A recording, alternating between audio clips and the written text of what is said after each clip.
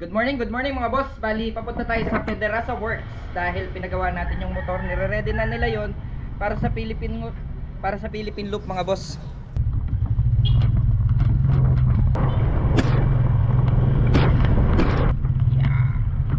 Yon. Magandang ipal. Yung gulong mo ba? Kaya pa kaya? Putang Ha? Angkas ko ba? Dipis na. Dipis na? Palit na. Eh, biyak-biyak pati. Mag-euro grip ka na lang. Euro grip para maganda-ganda, matagal-tagal ang buhay. Ah, ganun. Mag-euro grip ka na lang. Gi. 90-80 lalagyan natin. Nadali na pala yung battery, ano? Oo, kamala.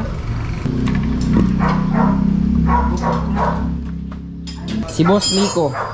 Anong year ka nga nag Philippine Loop din nun? 2018. 2018. Ilan days mo yung Luzon noon?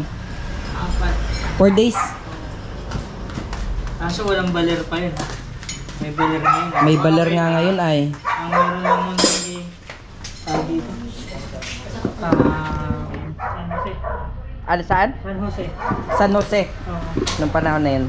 Ngayon may baler na. Selan, nalagyan ko rin to ah. Ano na? Selan. Bala ko na. Ang maganda dun mga boss, Philippine Looper din yung nagche-check ng motor. Kaya alam niya kung ano yung mga i-check natin dun sa motor. Paltan na rin natin lining mo. Alin? Lining. Ge. Ano yun? Ito mo. Okay. Alis pumantay na sa dito sa bakal eh.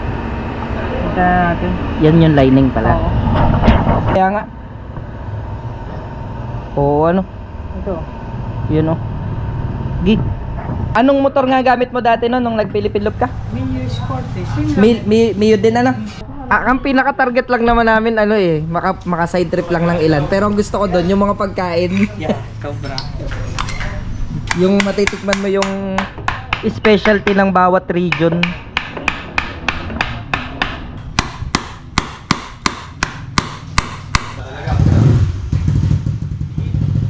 Palit. Importante kasi panggilid eh. Oo. Unang-una sa mga pag-ahon mo dahil angkas pa kayo. Eh at saka ano, ang inaano ko doon bagyo kasi yun, kaya kailangan talaga yung paggilid ang ma-check. Tsaka yung gulong brake. Huwag kang kabahan yan, stock yun. Sabi ko nga maintenance pa lang, malaki na ang magagastos tayo. Oo. Eh iyan ang pinakamahalaga sa lahat. Sobra pag sa... Hindi mo na pwedeng pabayaan to kasi... Iyan ang magdadala sa inyo dun eh. Para sa'yo, ano yung mga dapat na i-check sa motor bago mag-Philippine Loop? Marami. Katulad ng panggilid, makina syempre.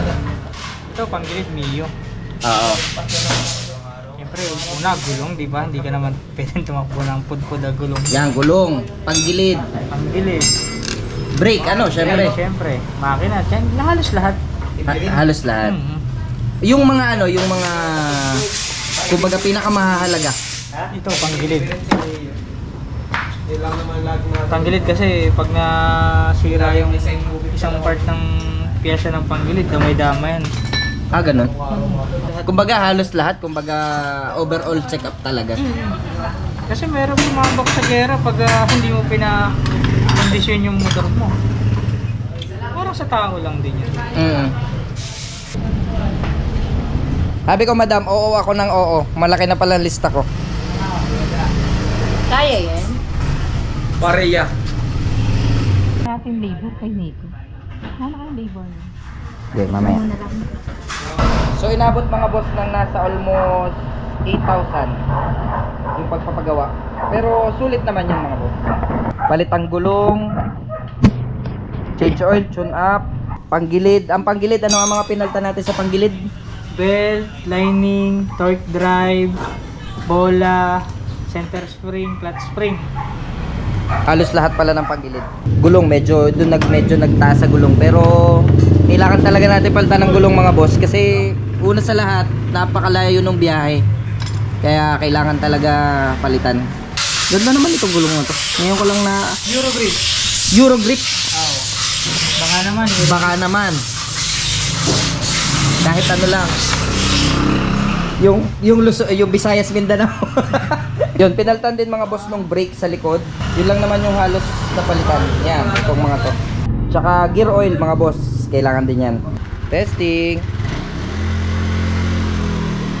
Gusto ko lang syempre magpasalamat mga boss sa Pederasa Works. Yan. Located at Calianda ng Lopez, Quezon mga boss. Pero marami silang branches. Meron sa Katanawan, Mulanay. So magtatanong-tanong lang kayo mga boss.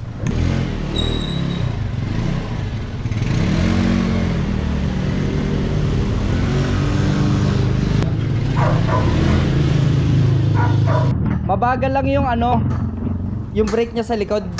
Tapos ay medyo babaw-bawan nun. Bababaw-babawan lang. Oo, hindi ko pa nakakit masyado. Shout out kay Boss Nico. Maraming salamat sa paggawa ng motor. Isa rin po siyang Philippine looper, kaya alam na alam niya yung mga dapat i-check. And yun, advice niya rin na hanggat maaari kung kayo ay maglo-loop, ipaayos nyo na lahat. Lahat ng mga dapat i-check, ipa-check nyo na dahil malaki yung laban, malayo yung laban na gagawin nyo. Kaya dapat sigurado na maayos yung motor nyo at para safe din po kayo makapag-travel sa buong Pilipinas. So iniwan kasi natin kanina mga boss yung motor. So kukunin lang natin. Pederasa.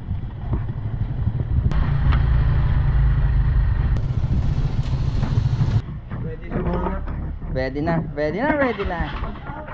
Hi madam. How much?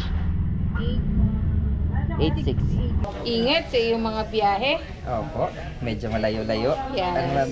Sakto ang bayad. Thank you, Boss Wayne. Thank you ng marami po. Hindi ka alam ganun pa yan. Pwede may sponsor sa iyo eh. Hindi madam, titingin na sana ako ngayon. Tapos ngayon ko, tingin na muna ako doon madam ha. Diba mga boss? Discounted.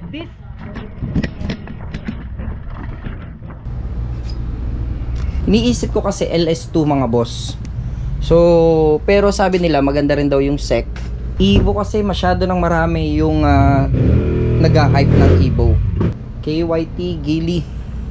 So, nasa 4,000 ng Geely mga boss. Pero maganda naman dyan, napakatibay talaga ng Geely. Ito nga po may kasama ba tong Meron visor? Visor na kasama. Dual Yung na rin may pala to. kulay. Opo. Ito madam. 4,100. Na? Oo. Bigyan na lang kitang maganda-gandang discount. Pinakang ko na sa iyo. Sponsor. Yeah. Konti lang. Okay lang. Magkano to? Pagka ito. For one, siguro. Thank you talaga sa Pederasa Motorcycle Parts. So ito na lang madam. Testingin ko muna siguro. Ito na lang madam. Okay, sige. Kukunin mo na ito. Apo. Sa mga gustong magpagawa mga boss ng motor, sulit ang bayad.